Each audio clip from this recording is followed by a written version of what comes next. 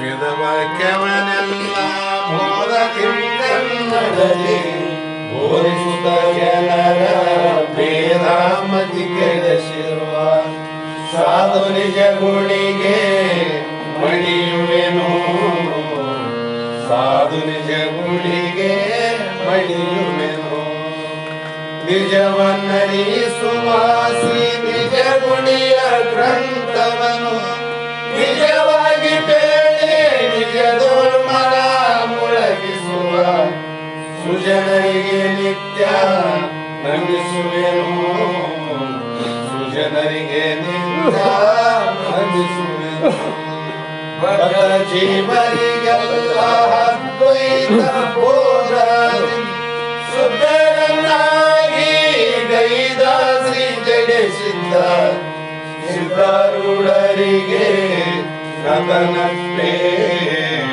ಸಿದ್ಧಾರೂಢರಿಗೆ ನತನಪ್ಪೆ ಬಾಳ ಬಲ ವೇದಾಂತಕ್ಕೆ ಸರಿ ಬಾಳ ಗಜ್ಜನೆ ಕೇಳುವ ತನಕ ಬಾಳ ಮೂಗುತ್ತಲಿರ್ಪವೇ ಶಾಂತವೆಂಬುವ ನರಿಗಳು ಬಾಳ ಶಕ್ತಿಯ ಗರ್ಜನೆ ಬಾಳ ಕೇಳಿದ ಬಳಿಕ ಕೂಗವು ಬಾಳ ಕೇಳಲು ಬೇಕು ವೇದ ಎಂಬ ಶಾಸ್ತ್ರವನ್ನು ಹರ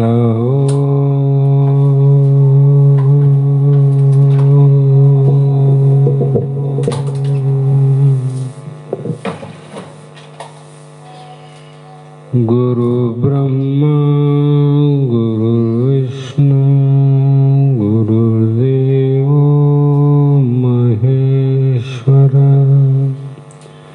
ಗುರು ಸಾಕ್ಷಾತ್ ಪರಬ್ರಹ್ಮ ತಸ್ಮೈ ಶ್ರೀ ಗುರುವೇ ನಮಃ. ಜಗದಾದಿ ಜಗದ್ಗುರು ಸಿದ್ಧಾರೂಢ ಮಹಾಸ್ವಾಮಿಗಳನ್ನು ಋನ್ಮಂದಿರದಲ್ಲಿ ಪೂಜಿಸುತ್ತ ಆರೂಢ ಜ್ಯೋತಿ ಶಿವಪುತ್ರ ಮಹಾಸ್ವಾಮಿಗಳನ್ನು ಮನದೋಳು ನೆನೆಯುತ್ತ ಶ್ರೋತ್ರಿಯ ಬ್ರಹ್ಮನಿಷ್ಠ ಬ್ರಹ್ಮಲೀನ ಸದ್ಗುರು ಬಸವಾನಂದರ ಶ್ರೀ ಚರಣಗಳಿಗೆ ಅನಂತ ದೀರ್ಘ ದಂಡ ಪ್ರಣಾಮಗಳನ್ನು ಸಮರ್ಪಿಸುತ್ತ ಸದ್ಗುರು ಸಿದ್ಧಲಿಂಗಪ್ಪ ತಾತ ಕಪಗಲ್ ಇವರನ್ನು ಮನದೋಳು ಧ್ಯಾನಿಸುತ್ತ ತಮ್ಮೆಲ್ಲರಿಗೂ ವಂದಿಸುತ್ತ ಈ ದಿನ ಶ್ರೀಮನ್ ನಿಜಗುಣ ಯೋಗಿಗಳು ರಚಿಸಿದಂಥ ಪರಮ ಅನುಭವ ಬೋಧೆ ಎನ್ನುವ ಗ್ರಂಥದ 3ನೆಯ ಸಂಧಿಯ 12ನೆಯ ಸೂತ್ರದ 5ನೆಯ ನುಡಿ ಇಂದಿನ ಆಧಾರದ ವಿಷಯವಾಗಿದ್ದು, ಈ ಸೂತ್ರದಲ್ಲಿ ಜಗತ್ತು ಸುಳ್ಳು ಅಂತ ಹೇಳಿದ್ಮೇಲೆ ಸುಳ್ಳನ್ನು ನೋಡಿದವನು ಕೂಡ ಸುಳ್ಳು ಅಂತ ಸೂತ್ರದ ಅಭಿಪ್ರಾಯವನ್ನು ಹೇಳ್ತಾ ಬಂದರು. ಕಾರಣ ಸುಳ್ಳಾದ ಕನಸನ್ನು ಯಾವನು ತಿಳಿತಾನಂದ್ರೆ ಅವನು ಸುಳ್ಳಲ್ಲ. ಸುಳ್ಳು ಸ್ವಪ್ನದ ಸ್ವಪ್ನವನ್ನು ತಿಳಿಯುವಂಥವನು ತೈಜಸ ಜೀವನು. ಹೌದಲ್ರಿ? ಮತ್ತು ಅವನು ಸುಳ್ಳನು ಸತ್ಯನು? ಸುಳ್ಳೆ. ಅದಕ್ಕಾಗಿ ಜಗತ್ತು ಸುಳ್ಳಾದರೂ ಕೂಡ ಹೇಗೆ ತೋರುತ್ತದೆ ಅಂದರೆ ಭಾವನೆಯಿಂದ ತೋರುತ್ತದೆ ಎಂದು ಹೇಳುವುದು ಕೂಡ ಸರಿಯಲ್ಲ. ಅವರವರ ಭಾವದಿಂದ ಹಂಗೆ ತೋರ್ತದಂತೆ ಇಲ್ಲಿಯವರೆಗೆ ಹೇಳಿ ಅದು ಕೂಡ ಮಂದ ಅಧಿಕಾರಿಗಳನ್ನು ಕುರಿತು ಹೇಳುವ ವಾಕ್ಯ. ಯಾಕಂದರೆ ಜಗತ್ತು ನಮಗೆ ಪ್ರತ್ಯಕ್ಷವಾಗಿ ತೋರ್ತದಲ್ರಿ, ಅದಕ್ಕಾಗಿ ಹೇಳಬೇಕಾಗ್ತದ ಅಂತ ಅಂದ್ರೂ ಕೂಡ ಅದು ನಿನಗೆ ಯಾಕೆ ತೋರಕತ್ತದ ಹಂಗಂದ್ರೆ ನಿನ್ನ ಅಜ್ಞಾನದಿಂದ ನಿನಗೆ ತೋರಕತ್ತದ ಅಷ್ಟೆ. ನಿನ್ನ ಅಜ್ಞಾನವೇ ಕಾರಣ ಇದಕ್ಕೆ. ನಿನ್ನ ಜ್ಞಾನ ನಿನಗಾದ್ರೆ ಏನು ಹೇಳ, ನಿನ್ನೆ ಹೇಳಿದರು ಜಗವಿದು ಸತ್ಯ ಅಂತ ತಿಳಿದವನ ಜೀವಾತ್ಮ, ಜಗವಿದು ಖುಷಿಯೊಂದೆಡೆ ಅಂತರಾತ್ಮ, ನೆರೆ ಎರಡು ಕಡೆ ತಾನೇ ಪರಮಾತ್ಮ. ಇಲ್ಲದ ಬೇರೆ ಇಲ್ಲ. ಆದರೂ ಕೂಡ ತೋರ್ತದಂದ್ರೆ ಅದು ಹೇಗೆ ಅಂದ್ರೆ ಹೇಳ್ತು ಅಂದ್ರೆ ಅವರು ಉಳ್ಳ ಮೃತ್ತಿಕೆಯೊಳಗೆ ಇಲ್ಲದ ದೇವತೆ ಉಳ್ಳಂತೆ ಮುಚ್ಚಿ ಮೋಹಿಸುವಂತೆ ಇಲ್ಲದ ತೀ ಜಗವ ಅದ್ವೈತ ಆತ್ಮನಳು ತೋರ್ಪದು ಉಳ್ಳಂತೆ ನೆರೆ ವಿಚಾರಿಸಲು ಉಂಟೆ. ಕಿತ್ತಿ ಹಾಕಿಬಿಟ್ರು ಅವರು. ಯಾಗ ಉಳ್ಳ ಮೃತ್ತಿಕೆಯೊಳಂದ್ರು ಮೂರು ಕಾಲಲ್ಲಿ ಮಣ್ಣಾದಲ್ಲ, ಆ ಮಣ್ಣಿನಲ್ಲಿ ಕೆಲವು ಮಣ್ಣನ್ನ ತೆಗೆದುಕೊಂಡು ಮಣ್ಣಿನಿಂದ ಮೂರ್ತಿಗಳನ್ನು ಮಾಡ್ತಾರ, ದೇವತೆಗಳನ್ನು ಮಾಡ್ತಾರ. ಅದಕ್ಕೆ ಪ್ರತ್ಯಕ್ಷ ಯಾವುದಂದ್ರೆ ಗಜಾನನ ನೋಡಬೇಕು, ಎಲ್ಲವೂ ಮಣ್ಣಿಂದನೇ, ಹೌದಿಲ್ಲ? ಆದರೂ ಕೂಡ ಆ ಮಣ್ಣಿನಲ್ಲಿ ಗಣಪತಿ ಅನ್ನೋನು ಮೊದಲಾನೇನು ಇಲ್ಲ.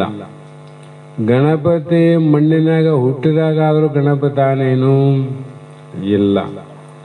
ಮತ್ತೆ ನಾಳೆ ನಾಶ ಆದಾಗನು ಗಣಪತಿ ಆನೇನು ಇಲ್ಲ. ಇಲ್ಲದಿದ್ದರೂ ಕೂಡ ತೋರುವಂತೆ ತೋರ್ತವಿಲ್ಲ. ಕೋಟಿ ಕೋಟಿ ಕೋಟಿ ಹಣವನ್ನ ವೆಚ್ಚ ಖರ್ಚನ್ನ ಮಾಡಿ ವಿಜೃಂಭಣೆಯಿಂದ ಗಜಾನ ಉತ್ಸವವನ್ನು ಆಚರಿಸುವಂತ ಭಾರತ ದೇಶ ಮತ್ತು ಅನ್ಯ ದೇಶಗಳು. ಅವ್ರಿಗೆ ಗಣಪತಿ ಆನಂತ ಅಷ್ಟು ಖರ್ಚು ಮಾಡ್ತಾರೋ ಇಲ್ಲಂತ ಮಾಡ್ತಾರೋ? ಆನಂತ ಮಾಡ್ತಾರ. ಆದರೆ ವಿಚಾರಿಸಲು ಉಂಟೆ. ನೀನು ವಿಚಾರ ಮಾಡಿ ನೋಡಪ್ಪ, ಅಲ್ಲಿ ಆನೇನು, ಅಲ್ಲಿ ಎಂತೆಂಥ ವಿಜೃಂಭಣೆಯ ಸಾಮಾನುಗಳು, ಎಂತೆಂಥ ವೈಭವಗಳು. ಆತ ಇದ್ದ ಅಂತ ಒಂದು ವೇಳೆ ನಾವು ಒಪ್ಪಿದೆವಂದ್ರೆ ಒಂದು ಸಲ ಗಜಾನನ 7 ದಿನ 5 ದಿನ ಸತ್ತು ಹೋತನಂತ ಲೆಕ್ಕ ಹಾಕ್ಬೇಕತ್ತ. ಅದ್ರ ಆನಂದ್ರೆ ಅವು ಇಲ್ಲಂತನೇ ಎಷ್ಟು ಮಂದಿ ನೀರಾಗ ಹಾಕಿ ಆತನ ಮುಚ್ಚಬೇಕಾದ್ರೂ ಕೂಡ ಇನ್ನ ಕಡಿಗೆ ಗಣಪತಿ ಅನ್ಬೇಕಾದ್ರೆ ನಿಮ್ಗೆ. ಮತ್ತೆ ಆತ ಹೋದ ವರ್ಷ ಸತ್ತೋಗನ ಈ ವರ್ಷ ಎಲ್ಲಿಂದ ಹುಟ್ಟಿದ ಮತ್ತೆ ಇಲ್ಲ, ಅದ್ರಾಗ ಇಲ್ಲ. ಆದರೂ ಕೂಡ ಇದ್ದಂತೆ ತೋರುತ್ತದಿಲ್ಲ. ಅದರಂತೆ ನೀನು ಇರುವಂತ ಸತ್ಯವಾದ ಮಣ್ಣಿನಂತೆ ಇರುವ ಬ್ರಹ್ಮ, ಮಣ್ಣಿನಂತೆ ಇರುವ ಬ್ರಹ್ಮ ನೀನು ಯಾವಾಗಲಾದ್ರೂ ಮಣ್ಣು. ಆ ಬ್ರಹ್ಮನಲ್ಲಿ ಅಸತ್ತಾದ ಇಲ್ಲದಂತ ನಾಮರೂಪ ಆಕಾರದ ಗಣಪತಿ ತೋರಿದವೆ. ತೋರಕತ್ತನಿಲ್ಲ ಅಲ್ಲಿ. ಅದರಂತೆ ಬ್ರಹ್ಮನಲ್ಲಿ ಈ ಜಗತ್ತು ನಾಮರೂಪದಿಂದ ಪ್ರಕಟವಾಗಿ ಇದ್ದಂತೆ ತೋರುವುದು. ಇದೆ ಅಂತ ಅರ್ಥ ಮಾಡಂಗಿಲ್ಲ. ಇದೆ ಅಂದ್ರೆ ಮತ್ತೆ ಗಣಪತಿ ಸತ್ತ ಅಂತ ಅರ್ಥ. ತೋರ್ತದ. ನಾವು ತೋರಿಕೆಯನ್ನೇ ಸತ್ಯ ಅಂತ ನಂಬಿ ಎಷ್ಟೆಷ್ಟೋ ಜನ ಯಾವ್ಯಾವ ರೀತಿಯಿಂದ ಭಕ್ತಿ ಭಾವದಲ್ಲಿ ಆ ಭಕ್ತಿ ಭಾವದಲ್ಲಿ ಇರಬಾರ್ದಂತ ಅರ್ಥ ಅಲ್ಲ. ನಿನ್ನ ಸ್ವರೂಪ ಸಿದ್ಧವಾದ ಅದ್ವೈತದಲ್ಲಿ ಜಗತ್ತು ಮಣ್ಣಿನಲ್ಲಿ ಗಣಪತಿ ದೇವತೆಗಳು ಹೇಗಿಲ್ಲೋ ಅದರಂತೆ ಬ್ರಹ್ಮನಾದ ನಿನ್ನಲ್ಲಿ ಜಗತ್ತು ಇಲ್ಲ. ತೋರ್ತದ. ಯಾರೇನು ಮಾಡ್ತಾರ ಅದಕ್ಕೆ? ನೀನು ವಿಚಾರ ಮಾಡಲಿಲ್ಲ, ತೋರ್ತಪ್ಪ. ವಿಚಾರ ಮಾಡಿದ್ರೆ ಈಗ ಹೋಯ್ತಂತ್ರಿಲ್ಲ. ಮತ್ತೆ ಎಷ್ಟೋ ಐತಂದಿವಿ, ಈಗ ಹೋಯ್ತಂದಿವಿ. ಯಾಕೆ ಐತೆಂದಿವಿ? ಅವಿಚಾರದಲ್ಲಿ ಐತೆಂದಿವಿ, ವಿಚಾರ ಮಾಡಿದಾಗ ಹೋಯ್ತೆಂದಿವಿ. ಹೀಗಾಗಿ ಯಾವ ದೃಷ್ಟಿಯಿಂದ ವಿಚಾರ ಮಾಡಿ ನೋಡಿದ್ರು ಕೂಡ ಮಣ್ಣೆ. ತಲೆ ಕೆಳಗೆ ಮಾಡಿ ಕಾಲ ಮೇಲೆ ಮಾಡಿ ನೋಡು, ತಪಸ್ಸು ಸಿದ್ಧಿಯನ್ನ ಮಾಡಿ ನೋಡು, ಅಥವಾ ಇನ್ನೊಂದು ಅಂಜನಾ ಸಿದ್ಧಿಯಿಂದ ಯಾವುದೇ ಪ್ರಕಾರ ನೋಡಿದ್ರು ಮಣ್ಣೆ. ಅದರಂತೆ ನೀನು ಜಗತ್ತು ಏನಂತ ವಿಚಾರ ಮಾಡಿದರೆ ಯಾವ ರೀತಿ ಶ್ರುತಿ ಯುಕ್ತಿ ಸ್ವಾನುಭಾವದಿಂದ ವಿಚಾರ ಮಾಡಿ ನೋಡಲು, ಶ್ರುತಿ ಯುಕ್ತಿ ಸ್ವಾನುಭಾವ ಆ ರೀತಿ ವಿಚಾರ ಮಾಡಿ ನೋಡಲು ಬ್ರಹ್ಮವೇ ಆಗಿರುವುದು. ಮತ್ತೆ ಎಲ್ಲಿ ಭಾವದ ತೋರ್ತದಪ್ಪ? ಭಾವ ಎಲ್ಲಿ ತರ್ತದೆ? ಅಜ್ಞಾನ ಅಂತ ಒಪ್ಪಿಗೋ. ಅಜ್ಞಾನ ಅಂತ ಒಪ್ಪಿಕೊಂಡ್ರೆ ಆಯ್ತಲ್ಲ. ಆ ಕಾರಣದಿಂದ ಜಗತ್ತು ಅವಿಚಾರ ಸಿದ್ಧ. ಅವಿಚಾರದಿಂದ ಜಗತ್ತು ಇದ್ದಂಗ ಸಿದ್ಧ ಆಗ್ತದ. ಅಜ್ಞಾನದಿಂದ ಮಣ್ಣಿನ ಗಣಪತಿ ಸಿದ್ಧ ಆದ ಹುಟ್ಟಿದ ನೋಡವನು. ವಿಚಾರ ಮಾಡಿದ್ರೆ ಗಣಪತಿ ಹೋದ್ನಲ್ಲ. ಅದರಂಗ ಅವಿಚಾರ ಸಿದ್ಧವಾದ ಈ ಜಗತ್ತು ವಿಚಾರ ಸಿದ್ಧವಾದ ಬ್ರಹ್ಮನಲ್ಲಿ ಇಲ್ಲ ಅಂಥೇಳಿ, ಈ ಜಗತ್ತು ಇಲ್ಲ ಅಂದಮೇಲೆ ಇಲ್ಲದನ್ನು ನೋಡೋನೇ ಇರ್ತಾನೇನು? ಅವನು ಇರಬಾರ್ದಲ್ಲ. ಇದ್ದಂಗೆ ಕಾಣ್ತಾನಂದ್ರೆ ಜಗ ಇಲ್ಲ, ಅದರಿಂದೇ ಜಗವ ಕಾಣುವ ಆತನು ಉಂಟೆ. ಜಗವನು ಕಂಡವನೊಡೆ ಮೃಗನೇತ್ರೆ ಪುಷಿಯೆಂದು ಪೇಳಲಹುದು. ಪೇಳುವ ಬಗೆ ದೂರದಾಗಿ ಕೇಳುವುದು ಮಿಥ್ಯ. ಕಾರಣ ಜಗವಿಲ್ಲ, ಬ್ರಹ್ಮನಲ್ಲಿ ಜಗತ್ತಿಲ್ಲ. ಮತ್ತೆ ಹೇಳ್ತೀನಿ, ವಿಚಾರದಲ್ಲಿ ಜ್ಞಾನದಲ್ಲಿ ಏನದ ಜಗತ್ತಿಲ್ಲ. ಆದರೂ ಕೂಡ ಇಲ್ಲ ಜಗತ್ತಂದ್ರೆ ಇಲ್ಲದ ಜಗತ್ತನ್ನು ನೋಡೋನು ಇಲ್ಲಲ್ಲ. ಮತ್ತೆ ನೀನು ನೋಡಿ ನಿಂತಲ್ಲ, ಯಾವುದನ್ನು ನೋಡಿದಿ? ನೀನು ನೋಡಿದ್ದೇ ಇಲ್ಲ ಅಂದಮೇಲೆ ನೀನು ನೋಡಿದವನು ಇಲ್ಲ ಅಂತಾನೆ ಅರ್ಥ. ಹಾಗಾಗಿ ಇಲ್ರಿ, ನೋಡಿದವನ ಆನಂತ ಏನಾದರೂ ಹೇಳಿದರೆ ಅವನು ಹೇಳುವುದು ಬರೀ ಸುಳ್ಳಂತ ನಿಶ್ಚಯ ಮಾಡು. ಸುಳ್ಳು ಹೇಳ್ತಾರಂತೆ ಕವಕು. ಇಲ್ಲಿ ಅನ್ನಂಗಿಲ್ಲ, ಅವನ ಮಾತೇನು ಕೇಳ್ತೀರಿ? ಬರೀ ಸುಳ್ಳು ಹೇಳ್ತಾನಂತೆ ಜಗತ್ನ. ಅಂದ್ರೇನು? ಅವನು ಹೇಳೋದನ್ನು ನಿಲ್ಸಕ್ಕಾಗೋದಲ್ಲ, ನಾವು ವಿಚಾರ ಮಾಡಿ ತಿಳ್ಕೊಬೇಕಂತ ಅರ್ಥ. ಹಾಗಾದರೆ ಈ ಜಗತ್ತಿನ ಬಗ್ಗೆ ಜಗತ್ತನ್ನು ನೋಡಿವಂತ ಹೇಳೋರು ಇನ್ನಾರಲ್ಲ, ಅವ್ರು ಹೇಳೋರ ಮಾತನ್ನು ಕೇಳೋರ್ನಾರಲ್ಲ. ಜಗತ್ತು ಸುಳ್ಳಾದ, ಸುಳ್ಳನ್ನು ನೋಡಿದನು ಸುಳ್ಳಾನ ಅಂತ ಕೇಳುವವರು ಸತ್ಯ ಆತಾರೇನು? ಅವನು ಸುಳ್ಳೇ. ಆ ಕಾರಣದಿಂದ ಇಲ್ಲಿ ಯಾವ ರೀತಿ ಸತ್ಯವಾದೀತು ಅಂದ್ರೆ ಎಂದಿಗೂ ಜಗತ್ತು ಬ್ರಹ್ಮನಲ್ಲಿ ಸುಳ್ಳೇ ವಿನ ಸತ್ಯ ಆಗದಾರದು. ಇದಕ್ಕೆ ಪುತ್ರ ನ್ಯಾಯಗಳಂತೆ ದೃಶ್ಯ ದ್ರಷ್ಟಗಳೆರಡು ಪರಸ್ಪರ ಸಾಪೇಕ್ಷ ಶಬ್ದಗಳು ಆಗಿರುತ್ತವೆ. ಆದ್ದರಿಂದ ಜಗತ್ತು ಇಲ್ಲದ್ದರಿಂದ ಜಗತ್ತನ್ನು ನೋಡಿದವನು ಪುರುಷನೂ ಇಲ್ಲ. ಅಂದರೆ ಅದ್ವೈತದಲ್ಲಿ ಏನಾಯ್ತು ಅಂದ್ರೆ ದೃಕ್ಕು ದೃಶ್ಯ ಅಂತ ಹಿಂದೆ ಹೇಳಿಕಂತ ಬಂದ್ರಲ್ಲ, ಅವೆರಡು ಸುಳ್ಳಂತ. ನೋಡಿಸಿಕೊಂಡದ್ದು ಸುಳ್ಳು, ನೋಡವನು ಸುಳ್ಳು. ಇದಕ್ಕೆ ಸತ್ಯ ಯಾರು ಅಂದ್ರೆ ಕಾಣಲಾರ್ದಂಗ ಎಲ್ಲವನ್ನ ತಿಳಿಯವನು ಯಾವನಾನ ಅವನೇ ನೋಡೋ ಸತ್ಯ. ಕಾಣಲಾರ್ದಂಗ ನಿರಾಕಾರ ಅಂದ್ರಲ್ಲ. ಮತ್ತೆ ಹಾಗಾಗಿ ಈ ಮೂಲಕ ಉಳ್ಳ ಅಂಬುನಿಧಿ ಜಲವಿಲ್ಲದ ತೆರೆ ನೊರೆ ಎಲ್ಲಕ್ಕೆ ಮೂಲವೆನಿಸಿದಂತೆ ಇಲ್ಲದ ಸಕಲ ಜೀವರ ತೋಕೆಗಳಿಗೆ ತಾನುಳ್ಳ ಪರಮಾತ್ಮನೇ ನಿಜವಕ್ಕು. ಇದರ ದೃಶ್ಯ ಸುಳ್ಳಂದ್ರೆ, ಜಗತ್ತು ಸುಳ್ಳಂದ್ರೆ, ದುಃಖ ಸುಳ್ಳಂದ್ರೆ, ದಷ್ಟ ಸುಳ್ಳಂದ್ರೆ, ಸತ್ಯ ಆದ್ರೆ ಯಾವುದು ಅಂದ್ರೆ ಹೇಳಿದ್ರು ಆಚಾರ್ಯ ಶಂಕರರು ಹೇಳಿದಂತೆ ಜಗನ್ಮಿಥ್ಯ ಬ್ರಹ್ಮ ಸತ್ಯ. ಹಾಗಾಗಿ ಉಳ್ಳುಂಬ ನಿಧಿ ಜಲವು ಅಂದ್ರೆ ನೀರಿನಿಂದ ಆವರಿಸಿದ ಸಮುದ್ರ. ಸಮುದ್ರದಲ್ಲಿ ಅಳತೆ ಇಲ್ಲದ ನೀರು. ಆ ನೀರಿನಲ್ಲಿ ಏನಾದ್ರಿ? ನೀರೇ ಆದಿಲ್ಲ. ಯಾರಿಂದ ಪ್ರಶ್ನೆ ಮಾಡಬೇಕು? ಸಮುದ್ರ ಏನಾದ? ನೀರು. ನೀರಿನಾಗ ಏನಾದ? ನೀರೇ. ನೀರು ಬಿಟ್ಟು ಏನಿರ್ತದ? ಆದರೂ ಕೂಡ ಒಂದೊಂದು ಸಲ ತೆರೆ ನೊರೆಗೆಲ್ಲಕ್ಕೆ ಮೂಲವೆನಿಸಿದಂತೆ ಅಲ್ಲೇನು ಅಲೆಗಳು ಬರ್ತಾವ, ನೊರೆ ಅಂದ್ರೆ ಗುರುಳೆಗಳು ಬರ್ತಾವ. ಮತ್ತೆ ಮೊದಲು ಅಂದ್ವಿ ಅಲ್ಲೇನದ ನೀರು ಅಂದ್ವಿ, ನೀರಿನಾಗ ಏನದ ನೀರು ಅಂದ್ವಿ. ಮತ್ತೆ ಇವೆಲ್ಲಿದ್ದು ಬಂದು ತೆರೆಗಳು ಮತ್ತು ಗುರುಳೆಗಳು ಬಂದವಲ್ಲ. ಬಂದರೂ ಕೂಡ ಅವು ಇಲ್ಲದಿರುವ ಎಲ್ಲ ಜೀವರ ತೋರ್ಕೆಗೆ ಅವಿರ್ತವೇನು? ಇಲ್ಲ. ಇರೋದೇನು? ನೀರು. ಆದರೆ ತೋರದ ಬಿಟ್ಟಿಲ್ಲ, ಆದರೆ ಹುಡುಕಿದರೆ ಹುರುಳಿಲ್ಲ. ಸಮುದ್ರ ಅಲೆಗಳನ್ನು ಹಿಡ್ಕರಪ್ಪ ಅಂತಂದ್ರೆ ಹಿಡಿತೀರೇನು? ಗುಳ್ಳೆಗಳು ಹಿಡಿರಪ್ಪ ಅಂದ್ರೆ ಹಿಡಿತೀರೇನು?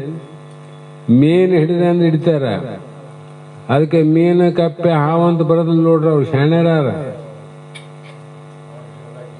ಮತ್ತು ಆ ನೀರಿನಾಗ ಇಲ್ಲ ನಾವು, ಅದಕ್ಕೆ ಬರೋದಿಲ್ಲ. ಅವರು ಶಾಣ್ಯರಾರ, ಬಹಳ ಜ್ಞಾನಿಗಳವರು. ಆದರೆ ತೆರೆ ನೊರೆ ಮಾತ್ರ ಇಲ್ಲದ್ದು ಇದ್ದಂಗೆ ತೋರ್ತವ. ಆದರೂ ಕೂಡ ಇರೋದಿನದ ನೀರೇ ಆದ. ಅದರಂತೆ ಅಂಬುನಿಧಿ ಪರಿಪೂರ್ಣವಾದ ಜ್ಞಾನ ಸ್ವರೂಪನಾದ ಜ್ಞಾನ ಸಮುದ್ರನಾದ ನಿನ್ನಲ್ಲಿ ಈ ಜಗತ್ತು ಅನ್ನುವುದು ದೃಶ್ಯ ದುಃಖ ಅನ್ನುವಂಥ ಜಗ ಜೀವಂತ ಬರ್ತಲ್ಲ, ಇವೆಲ್ಲ ನೆರೆ ತೊರೆಗಳಿದ್ದಂತೆ. ಮತ್ತೆ ಹಿಡ್ಕಂಬ ಜಗತ್ತಂದ್ರೆ ಯಾರು ಹಿಡಿತಾರೆ ಹೇಳು? ಹಿಡಿಯಪ್ಪ ಜೀವನ ಅಂದ್ರೆ ಹಿಡಿಬೋದಲ್ಲ. ಕೈ ಹಿಡಿ ಅಂದ್ರೆ, ಕಾಲು ಹಿಡಿ ಅಂದ್ರೆ ಈಗ ಹೋಗಿ ಹಿಡ್ಕೊಂಬರ್ತಾರ.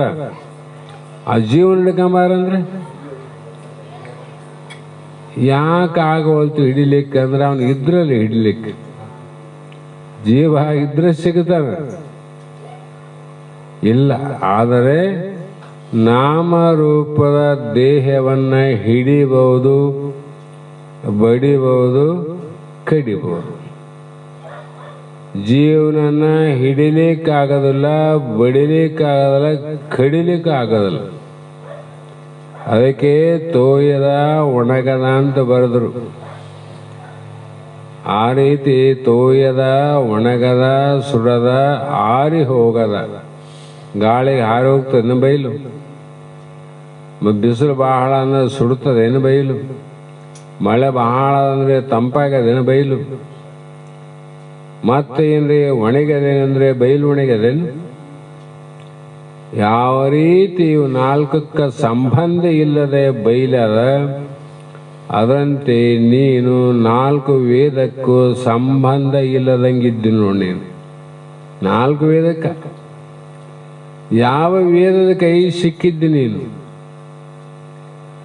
ವೇದಗಳು ನೇತಿ ನೇತಿ ಅಂತ ನಿನ್ನ ಸ್ವರೂಪ ಸಾಕ್ಷಾತ್ಕಾರದ ಅನುಭವನ ತೋರಿಸಿ ಹಿಂದಕ್ಕೆ ಮಾರ್ಯಾಗ ಬಂದಾವ. ರಾಜನ ಮುಂದ ಯಾವ ರೀತಿ ದೂತ ಇರ್ತಾನ ಬಹುಪರಾಕಂತ, ರಾಜನ ಕರೆದ್ರೆ ಮುಂದೆ ಹೋಗಿನ ಬೆನ್ನು ತೋರಿಸಿ ಹಿಂದಕ್ಕೆ ತಿರುಗಿ ಬರಂಗಿಲ್ಲ, ಮತ್ತೆ ಹಿಂದಕ್ಕೆ ಮಾರ್ಯಾಗ ಬರ್ಬೇಕು ಅವನು.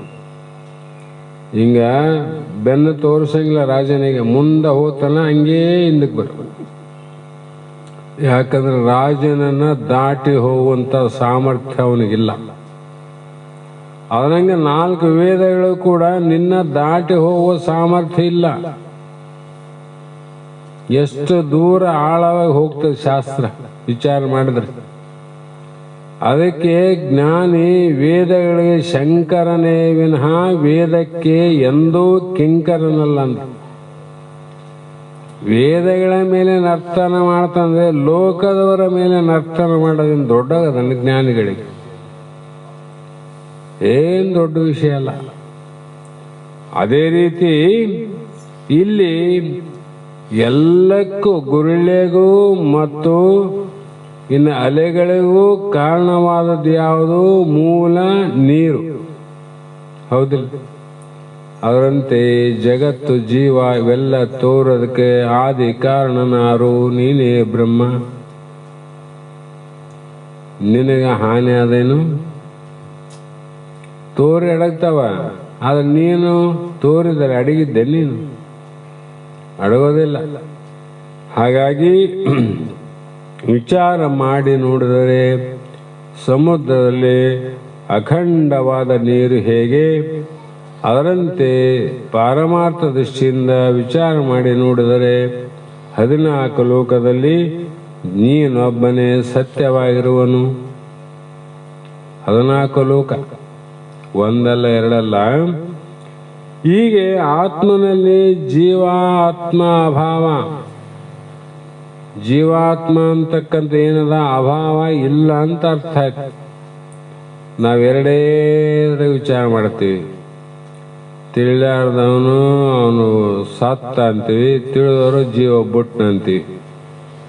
ಇವೆರಡ್ರಾಗಿವಿ ನಾವು. ತಿಳಿದವರು ಸತ್ನಪ್ಪ, ಸ್ವಲ್ಪ ತಿಳಿದವರು ಇಲ್ಲ ಜೀವ ಹೋಯ್ತಪ್ಪ ಅಂತಾರ. ಜೀವ ಆನೇನು ಹೋಗೋದಕ್ಕೆ?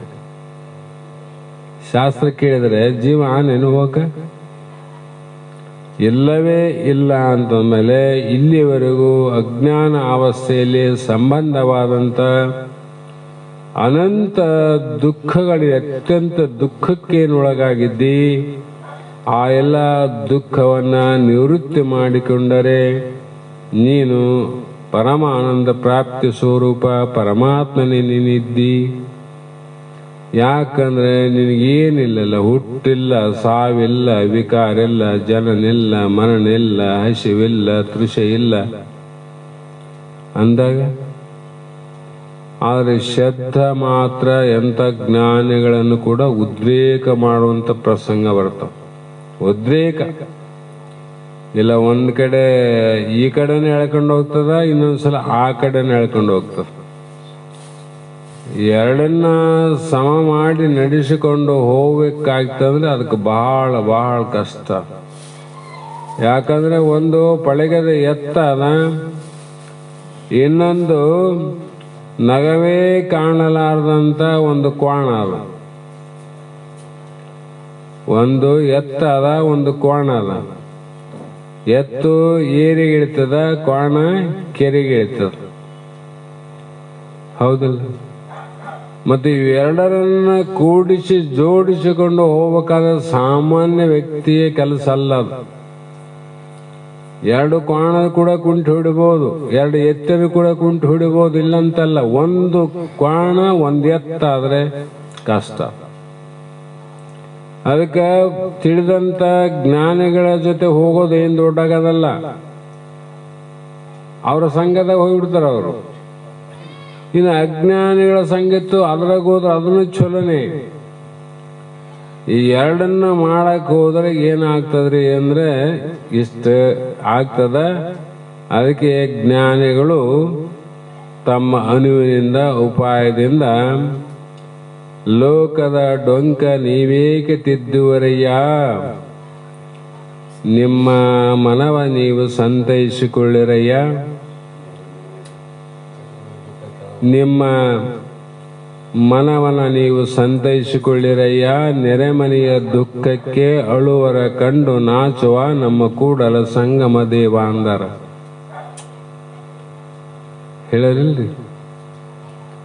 ಆ ಕಾರಣದಿಂದ ಇಲ್ಲಿ ಜೀವಾತ್ಮೆ ಅಭಾವ ಅಂದ್ರೆ ಏನು? ಇಲ್ಲ ಅಂತ ಹೇಳಿದ್ರಪ್ಪ. ನೀವು ಆನಂತ ತಿಳ್ಕೊಂಡು ಅಳ್ತೀರಂದ್ರೆ ಅಳ್ರಪ್ಪ ಅಂದ್ರು. ಇಲ್ಲ ಅಂತ ಹೇಳುವಂತ ಪುಣ್ಯಾತ್ಮನ ಮಾತು ಕೇಳಿ ನಗತ್ರಂದ್ರೆ ನಗರಿ, ಮತ್ತೆ ಇಲ್ಲ ಅಂದ್ರೆ ಅಳ್ರಿ. ಎರಡರಕ್ಕೊಂದು ಮಾಡಬೇಕು. ಆದ್ರೆ ಮಹಾತ್ಮರ ಕೃಪೆ ಏನಾದಂದ್ರೆ ನಮ್ಮ ದುಃಖವನ್ನ ಮೀರಿ ಹೋಗ್ತೀವಿ ಒಂದೊಂದ್ಸಲ. ಆ ದುಃಖವನ್ನ ಕಂಡಂತ ಕರುಣಾಮಯಿಗಳು, ಕರುಣಾಸಾಗರ, ಕೃಪಾಸಾಗರ, ನಿರಾಭಾರಿ ಅಂತೇನು ಸಕಲ ಶಬ್ದಗಳ ಪ್ರಯೋಗ ಮಾಡ್ತಲ್ಲ ಅಂತ ಮಹಾತ್ಮರು ಹೇಳಿದ್ದು ನಿನ್ನ ನಗ ಕೇಳ್ಯಾರ, ಅಳ ಕೇಳ್ಯಾರ? ನಗ ಕೇಳ್ಯಾರ. ಮತ್ತೆ ನಗಕ್ಕೆ ಹೇಳಿದಾಗ ಅಳುತ್ತೀವಿ, ಅಳೋ ಕಾಲಕ್ಕೆ ನಾವು ನಗುತ್ತೀವಿ. ನಾವು ಮಹಾತ್ಮರು ಈಗ ನಗ ಕೇಳೋದಕ್ಕತ್ತಲ್ಲ ನಮಗ. ನಗಕ್ಕೆ ಹೇಳೋ ಮಾತನ್ನು ಕೇಳಿ ಅಳುತ್ತೀವಿ, ಅಳುವಂತ ಪ್ರಪಂಚಕರ ಮಾತನ್ನು ಕೇಳಿ ಕೊಕಾಶಿ ನಗುತ್ತೀವಿ. ಇದಕ್ಕೇನು ಅನ್ನಬೇಕಂದ್ರೆ ಮಹಾತ್ಮರು ಇದಕ್ಕೆ ಹೊಸ ಶಬ್ದ ನೀವೇ ಹುಡುಕಿ ಒಂದು ಇಡ್ರಿ ಅಂದ್ರ ಅವ್ರು ಏನು ಹೇಳ ಪಾಪ. ಅದಕ್ಕೆ ನಾವು ನೆರೆಮನೆಯ ದುಃಖಕ್ಕೆ ಅಳುವರ ಕಂಡು, ಇದು ನೆರೆಮನೆ ದೇಹ, ಪಂಚಮಹಾಭೂತದ ದೇಹ, ಮಾಯಾ ಶರೀರ, ಮಾಯಾ ಲಕ್ಷಣ, ಮಾಯಾ ಮಾಟ, ಅನಂತ ಶಬ್ದ ಬಯಸರ. ನಾವು ಇದಕ್ಕೆ ಬರ್ತಕ್ಕಂಥ ದುಃಖವನ್ನ ನೋಡಿ ಆ ದುಃಖದ ನಾವು ಕೂಡ್ತು ಅಂದ್ರೆ ಕೂಡಲ ಸಂಗಮ ನಾಚ್ತಾನೆ ನಿನ್ನ ನೋಡಿ ಛೀ ಎಂಬೆ ಹೊಗಳ್ತಾರ ಅವ್ರ ಮಹಾತ್ಮ. ಅದೇ ನಿನಗೇನಾದ್ರು ದುಃಖ ಆಗಿದ್ರೆ ನೀ ಅಳಪ, ಒಪ್ತೀವಿ. ನಿಮ್ಮ ಮನೆಗೇನು ದುಃಖ ಆದ್ರೆ ನೀ ಅಳು, ಒಪ್ತೀವಿ. ಇನ್ನೊಬ್ಬರ ಮನೆಯಾಗ ಆಗದ ದುಃಖ ಅಂತ ನೀ ಹೇಳ್ತಿದ್ದಿ, ಇನ್ನೊಬ್ಬರ ಮನೆಗೆ ಏನೇ ಆಗ್ಯದಂತ ನೀ ಅಳ್ತಿದ್ದಂದ್ರೆ ನಿನಗೇನು ಅನ್ನಬೇಕು? ಹುಚ್ಚ ಅಂತಾರಿಲ್ಲ. ಅದಕ್ಕೆ ಎಚ್ಚರ ಕೊಡ್ತಾರ, ನಿಂದು ಈ ಕಾಣುವಂತ ನಾಮರೂಪಾತ್ಮಕ ಮಾಯಾ ಲಕ್ಷಣದ ಶರೀರ ಏನದ ಇದು ನೆರೆಮನೆ, ಬೇರೆಯವ್ರದ್ದು. ಅಲ್ಲಿ ದುನಿಯಾ ಆಗ್ಲಿ, ನಿನಗೇನು ಮಾಡೋದು? ಆ ಮನೆಗ ಏನೇನಾಗಲ್ಲಪ್ಪ, ನಿನಗೇನಾಗದ ಅಂತ. ನಿನಗ ಆ ಮನೆಗೆ ಸಂಬಂಧ ಏನದ ಅಂತ. ಈ ಮನೆಗೆ ಏನೇನಾಗಲಿ, ಈ ಮನೆಗೆ ಆತದಲ್ಲ. ಮತ್ತೆ ಅಲ್ಲಿ ಸಂಬಂಧ ಇಲ್ಲ, ನೆರೆಮನೆ. ಅವ್ರು ನಮ್ಮ ಸಂಬಂಧ ಇಲ್ಲ ಅಂತ ನಗುತ್ತಿದ್ದಿ, ಇದು ನೆರೆಮನೆ ಅಂತ ತಿಳಿದಿದ್ದಿ, ಮತ್ತೆ ನೀ ಮೇಲೆ ಅಳುತ್ತಿದ್ದಿ. ಅದಕ್ಕೆ ಸರಿಯಾಗಿ ತಿಳಿದು ನೀನು ನಗು ಅಂತರ ಮಹಾತ್ಮರು. ನಗಪ್ಪ, ನೀನು ನಗು. ಹಾಗಾಗಿ ಇಲ್ಲಿ ಸೂತ್ರ 12ಕ್ಕೆ ಪದ 84ಕ್ಕೆ ಮಂಗಲ ಆಯಿತು. ಮತ್ತೆ ಮುಂದಿನ 13ನೇ ಸೂತ್ರದಲ್ಲಿ ಇದೇ ಜಗತ್ತಿನ ಬಗ್ಗೆ ಹೇಳ್ತಾರೆ ಅವರು. ಇದೇ ಜಗತ್ತಿನ ಬಗ್ಗೆ. ಯಾಕಂದ್ರೆ ಸಂಕ್ಷಿಪ್ತ ನೀವು ವಿಚಾರ ಮಾಡಿ ನೋಡ್ರಿ, ನಾವೆಲ್ಲ ಪುಣ್ಯಾತ್ಮರು ಅಂತ ರೋಗ ಬಂದಿಲ್ಲ, ರೋಗ ಬರಬಾರ್ದು. ಮತ್ತೆ ಯಾರಿಂದ ಬಂದ್ರೆ ಪೂರ್ವ ಜನ್ಮದ ಕರ್ಮ, ಅದಕ್ಕೆ ಯಾರು ಆರೋಪ ಮಾಡಂಗಿಲ್ಲ, ಯಾರಿಂದ ಬಂದುವಲ್ಲ.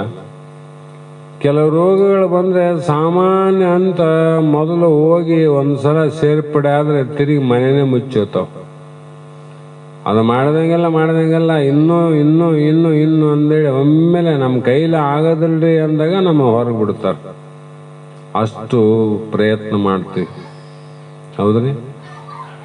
ಹೋಗೋದಿಲ್ಲ ರೋಗ ಅದು. ಅದ್ರಂಗ ಈ ದೇಹ ನಾನು ಅನ್ನುವ ರೋಗ ಏನದ,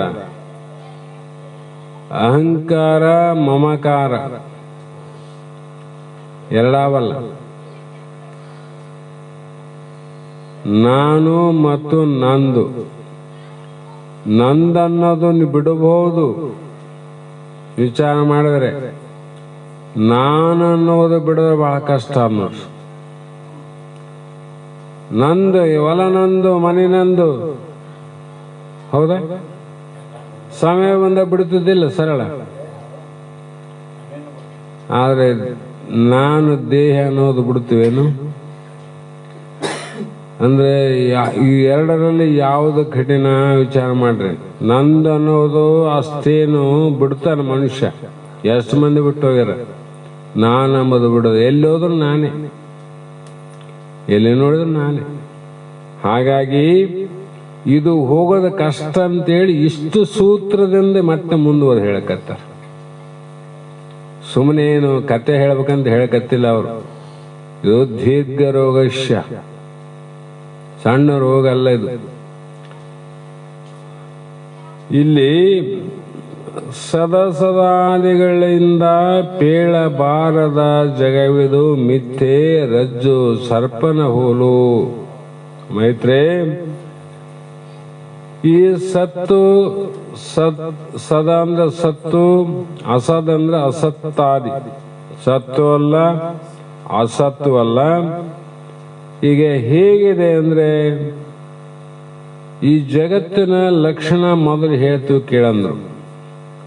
ಈ ಜಗತ್ತು ಬ್ರಹ್ಮದಂತೆ ಮೊದಲೇ ಇಲ್ಲ. ಅದು ಇಲ್ಲದಕ್ಕೆ ಏನು ಹೇಳ್ತಿದ್ದಂತ ಇಲ್ಲ. ಮತ್ತೆ ಸತ್ತಲ್ಲ ಅಂತ ಆಯ್ತು. ಮತ್ತೆ ಅಸತ್ತನಂತರಿ ಪೂರ್ತಿ ಇಲ್ಲದಂಗನಿಲ್ಲ, ಕಾಣ್ತದ. ಇಲ್ಲಂದ್ರಿ ಆದಂದ್ರಿ ಇಲ್ಲ. ಅಜ್ಞಾನ ಅವಸ್ಥೆಯಲ್ಲಿ ನಮಗೆಲ್ಲ ದೇಹ ಆದಲ್ಲ, ಜಗತ್ತು, ಹೆಂಡ್ರು, ಮಕ್ಕಳು ಎಲ್ಲಷ್ಟು ಸಂಬಂಧ ಆದಿಲ್ಲ. ಶಾಸ್ತ್ರ ಕೇಳಿದ ಮೇಲೆ ಇಲ್ಲ ನನಗಾಯ್ತು ಅಂದ್ರೆ ಆದಂತಾನೆ ಹೇಳ್ಬೋದು, ಇಲ್ಲ ಅಂತಾನೆ ಹೇಳ್ಬೋದು. ಅಂದ್ರೆ ಅಜ್ಞಾನ ಅವಸ್ಥೆಯಲ್ಲಿ ಸತ್ತ, ಜ್ಞಾನಾವಸ್ಥೆಯಲ್ಲಿ ಅಸತ್ ನೋಡು. ಅದಕ್ಕಾಗಿ ಈ ಜಗತ್ತು ಬ್ರಹ್ಮನಲ್ಲಿ ಆದಂತನೂ ಹೇಳಕ್ ಬರಂಗಿಲ್ಲ, ಇಲ್ಲಂತನೂ ಹೇಳಕ್ ಬರಂಗಿಲ್ಲ. ಆದರೆ ಪೇಳಬಾರದು ಜಗವಿದು ಸುಳ್ಳು. ಮತ್ತೆ ಯಾಕೆ ಸುಳ್ಳು? ತಿಳಿದಲ್ಲ, ಸುಳ್ಳಾಯ್ತಲ್ಲ. ಹೆಂಗ ತೋರ್ತದ ಮತ್ತೆ ಇಲ್ಲದ್ದು ಅಂದ್ರೆ ಅದೇ ಹೇಳಿದ್ದೇ ಹೇಳಬೇಕು. ರಜ್ಜು ಸರ್ಪನ ಹೋಲು, ಹಗ್ಗದಲ್ಲಿ ಹಾವಿನ ಪ್ರಕಾರ. ಆದೇನು ಹಾವು? ಅದರಂತೆ ಹಾವು ಸುಳ್ಳಾಗಿ ತೋರುತ್ತದೆ. ಅದೇ ರೀತಿ ಹಗ್ಗದ ಅರಿವಿನಿಂದ ಇಲ್ಲದಾಗಬಾರದಾಗಿತ್ತು ಆಗುತ್ತದೆ. ನಮಗೆ ಹಗ್ಗದ ಜ್ಞಾನ ಆಯ್ತ್ರಿ, ಆಮೇಲೆ ಹಾವಿನ ಭ್ರಮೆ ಹೋಗ್ಬೇಕಾಗಿತ್ತಲ್ಲ. ಹಗ್ಗದ ಜ್ಞಾನ ಆದ ನಂತರ ಕೂಡ ಸ್ವಲ್ಪ ಹೊತ್ತು ಹಾವಿನ ಭೀತಿ ಭಯ ಇರ್ತದ. ಪ್ರತ್ಯಭಿಜ್ಞಾನ ಅಂತ ಶಾಸ್ತ್ರದಲ್ಲಿ ಮೊದಲು ನೋಡಿದ್ದು ಸ್ವಲ್ಪ ಹೊತ್ತು ಇರ್ತದ. ಕರ್ಪೂರ ಡಬ್ಬಿಯಲ್ಲಿದ್ದಂಗ ವಾಸನೆ ಇರ್ತದ. ಹಾಗಾಗಿ ಅದು ಇದ್ದದ್ದು ಆಗಿದ್ದರೆ ಹಗ್ಗದಲ್ಲಿ ಹಾವು ತೋರಲೇಬಾರದಾಗಿತ್ತು.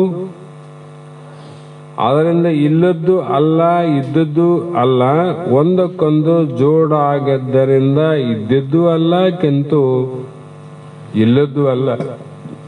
ಯಾಕಂದ್ರೆ ಇವು ಬೆಳಕು ಕತ್ತಲೆಯಂತೆ. ಕತ್ತಲಿನಲ್ಲಿ ಬೆಳಕಿಲ್ಲ, ಬೆಳಕಿನಲ್ಲಿ ಕತ್ತಲೆ ಇಲ್ಲ.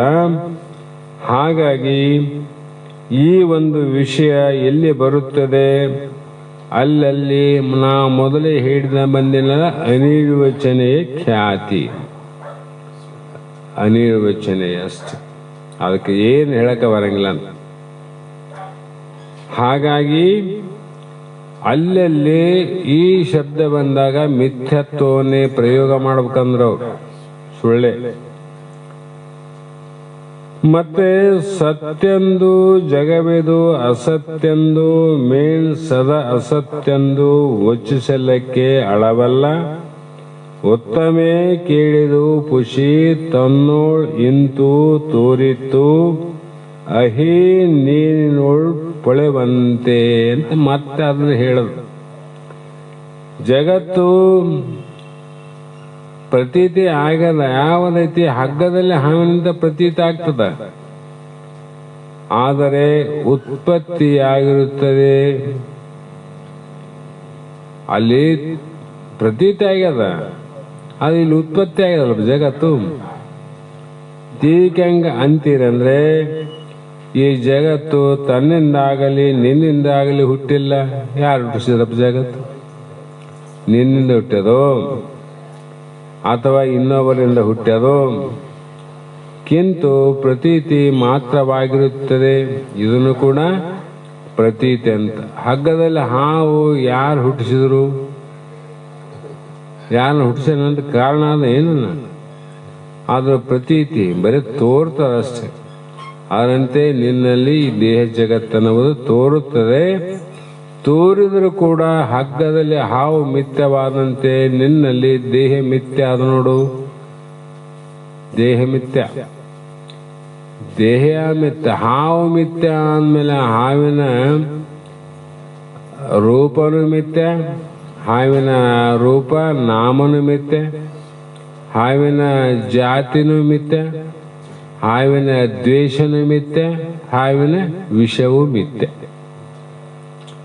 ಹಾವು ಸುಳ್ಳಂದ್ಮೇಲೆ ಇವೆಲ್ಲ ಏನೋ ಒಂದು ಸತ್ಯ ವಿಷಯ ಇರ್ತದ್ರಿ, ಹಾವಿರಂಗಿಲ್ಲ ವಿಷಯ ಇರ್ತದ ಅಂತ ಹೇಳ್ತಾನೆ ನಾನು.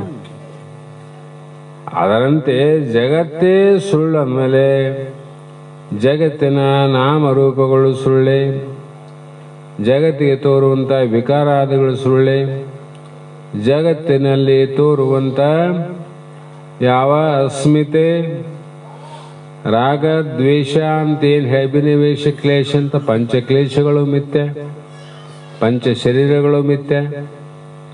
ಇವೆಲ್ಲವೂ ಮಿಥ್ಯ ಅಂತ ತಿಳ್ಕೊ.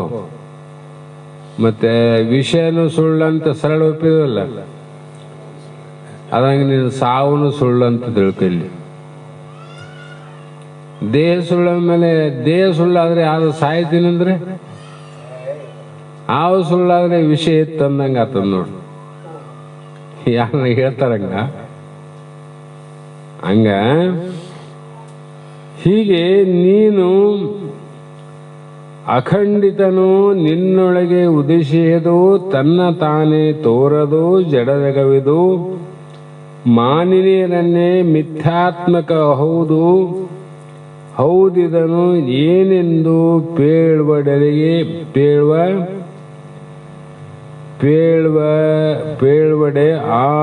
ಅರಿದಾರ್ಗೆ ಹೇಗೆ ಅಂತ ಯಾರ ಹೇಳಕೋತಾರಂದ್ರೆ ಅವ್ರು ತಿಳಿದಿಲ್ಲ ಅಂತ ತಿಳ್ಕೊ. ಯಾಕ ನೀನು ಅಖಂಡಿತನು. ಖಂಡಿತ ಅಂದ್ರೆ ಒಂದು ದೇಶದಲ್ಲಿ ಇದ್ದೀವಿ, ಇನ್ನೊಂದು ದೇಶದಲ್ಲಿ ಇಲ್ಲ ಅಂತ ಹೇಳ್ಬೋದು. ಒಂದು ಊರಲ್ಲಿ ಇದ್ದೀವಿ, ಇನ್ನೊಂದು ಊರಲ್ಲಿ ಇಲ್ಲ ಅಂತ ಖಂಡಿತ. ನೀವು ಮಠದಲ್ಲಿ ಕುಂತ್ರಿ, ಮನೆಗೇರಿ ನೀವು. ಯಾಕೆ? ಖಂಡಿತ. ಅಖಂಡಿತವಾಗಿರ್ತಕ್ಕಂಥ ಇನ್ನೊಂದು ವಸ್ತು ಇಲ್ಲೇ ಅದಲ್ಲ. ನೀವು ಎಲ್ಲಿ ಕುಂತ್ರಿ? ಬೈಲಾಗಿರಲಿಲ್ಲ, ನಿಮ್ಮ ಮನೆಗೇನ ಆದಲ್ಲ ಬೈಲು. ಬೈಲು ಅಖಂಡ, ಶರೀರ ಖಂಡಿತ ಆಯ್ತು. ಅದ್ರಂಗ ನೀನು ಖಂಡಿತನಾದವನಲ್ಲ, ಪರಿಪೂರ್ಣನಾಗಿರ್ತಕ್ಕಂಥವನಲ್ಲಪ್ಪ. ಆ ಕಾರಣದಿಂದ ನೀನು ನಿನ್ನೊಳಗೆ ಉದ್ದೇಶಿಸದು, ನಿನ್ನಲ್ಲಿ ಹುಟ್ಟದಂದ್ರೆ ನಿನ್ನಲ್ಲಿ ಜಾಗಿಲ್ಲ. ಪೂರ್ಣ ಅಂದ್ಮೇಲೆ ಜಾಗಿಲ್ಲ,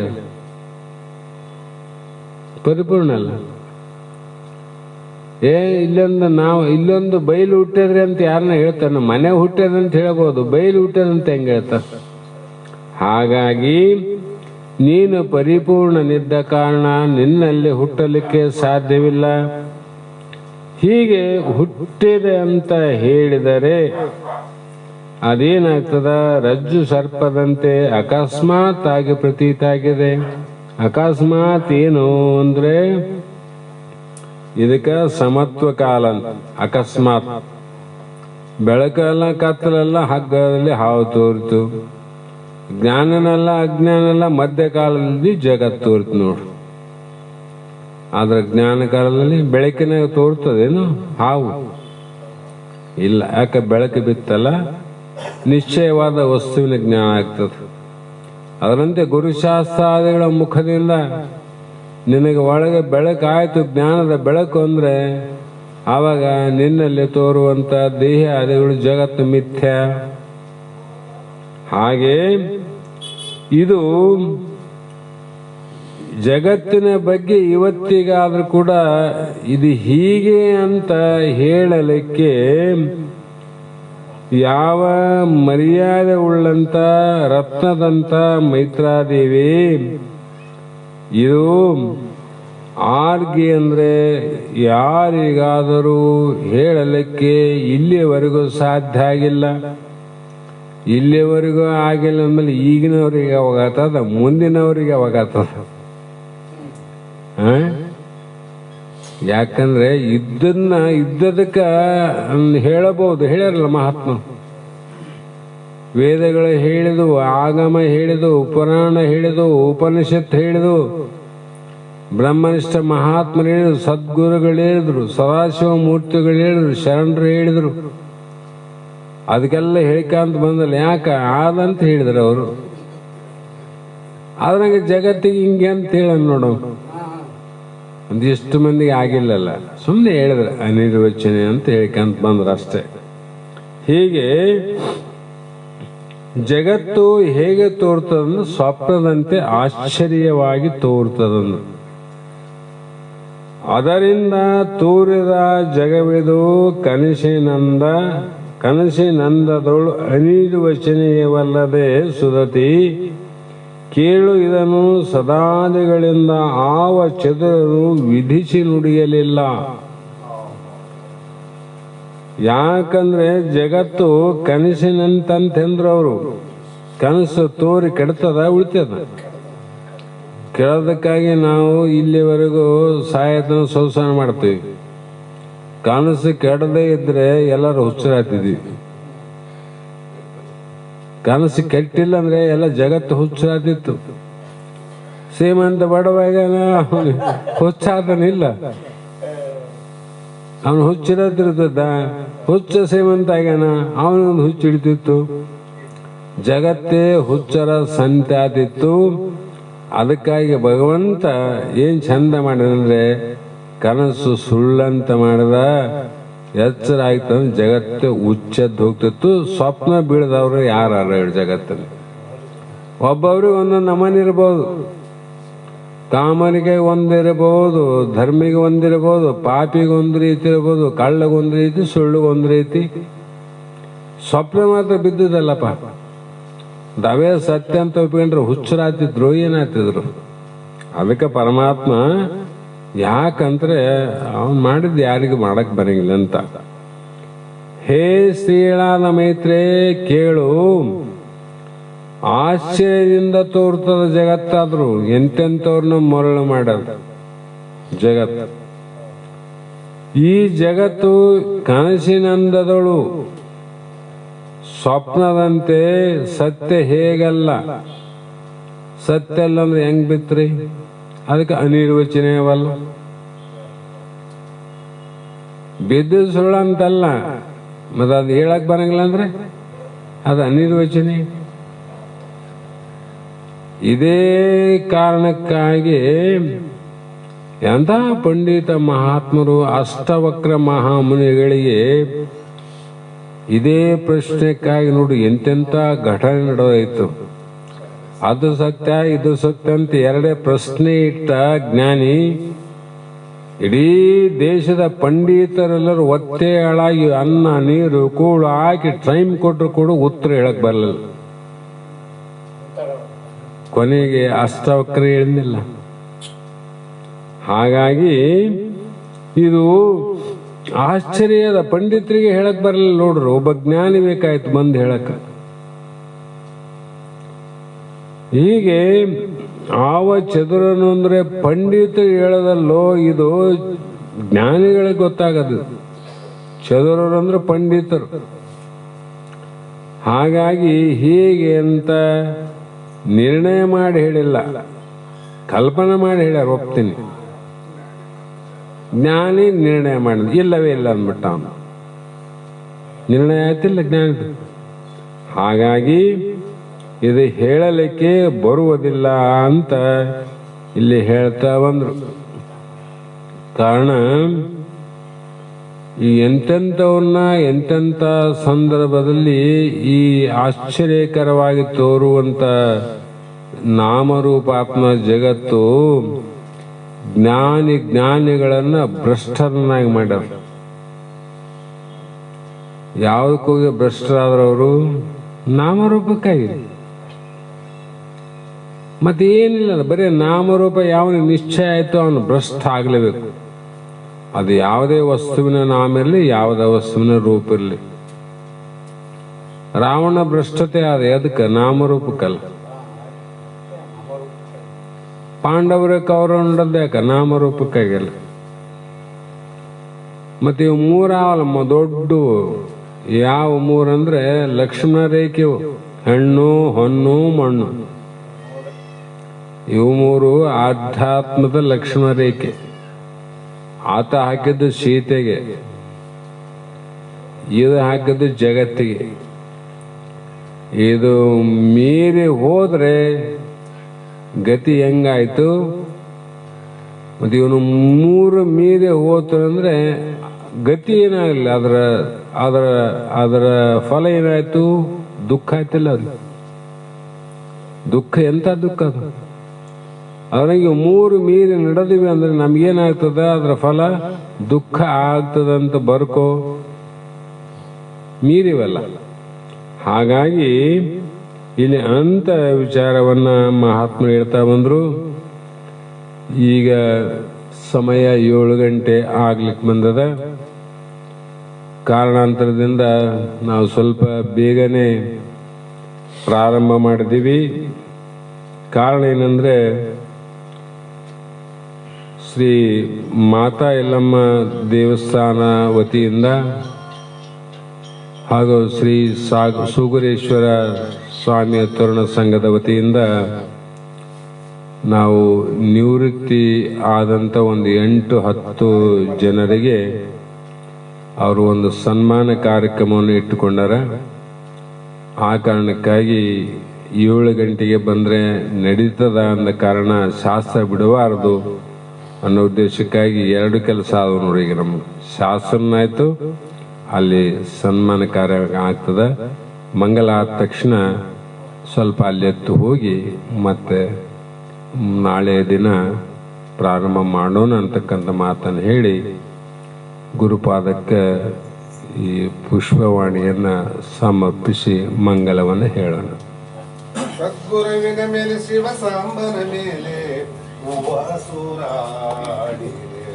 ಸದ್ಗುರುವಿನ ಮೇಲೆ ಶಿವ ಸಾಂಬನ ಮೇಲೆ ಹೂವಾಸುರಾಡಿರೆ ಹುಟ್ಟಿದ ಕ್ಷಣ ಬಂದು, ಹೂವಾಸುರಾಡಿರೆ ಹುಟ್ಟಿದ ಕ್ಷಣ ಬಂದು, ದೇವರಂದೆ ನಶಿದ ದೇವರಂದೆ ನಶಿದ ಜೀವನ್ ಮುಕ್ತನ ಮ್ಯಾಲ ಹೂವಾಸುರಾಡಿ. ಸದ್ಗುರುವಿನ ಮೇಲೆ ಶಿವ ಸಾಂಬನ ಮೇಲೆ ಒಳವರಗೆನ್ನದೆ ಒಳೆವಚಿ ಜ್ಯೋತಿಗೆ, ಒಳವರಗೆನ್ನದೆ ಒಳೆವಚಿ ಜ್ಯೋತಿಗೆ, ಬೆಳಗೋ ಪ್ರಕಾಶನ ಬೆಳಗೋ ಪ್ರಕಾಶನ, ತಿಳಿದ ಮೈಮಾನ ಮ್ಯಾಲ ಹೂವ ಸುರಾಡಿ.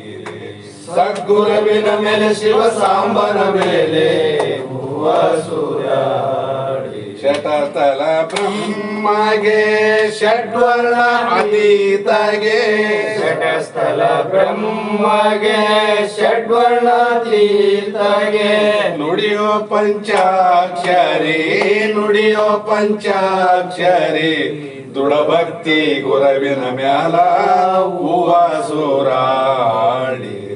ಸದ್ಗುರುವಿನ ಮೇಲೆ ಶಿವ ಸಾಂಬನ ಮೇಲೆ ಹೂವ ಸುರಾಡಿ. ಉನ್ಮನೆ ಪ್ರಭೆಯೋಳು ತನ್ಮಯನಾದವಗೆ, ಉನ್ಮನೆ ಪ್ರಭೆಯೋಳು ತನ್ಮಯನಾದವಗೆ, ಚೆನ್ನಾಗಿ ಬೆಳಗಿರೆ ಚೆನ್ನಾಗಿ ಬೆಳಗಿರೆ ಚಿನ್ನ ಚಿನ್ಮಯ ಶಿವನಂದರ ಮ್ಯಾಲ ಹೂವ ಸೂರಾಡಿರೆ ಸದ್ಗುರುವಿನ ಮೇಲೆ ಶಿವ ಸಾಂಬನ ಮೇಲೆ ಹೂವ ಸೂರಾಡಿರೆ ಹೂವ ಸೂರಾಡಿರೆ ಶ್ರೀಮದ್ ಜಗದ್ಗುರು ಸಿದ್ಧಾರೂಢ महाराज की जय श्री सद्गुरु शिवपुत्र स्वामी महाराज की जय श्री सद्गुरु बसवानंद स्वामी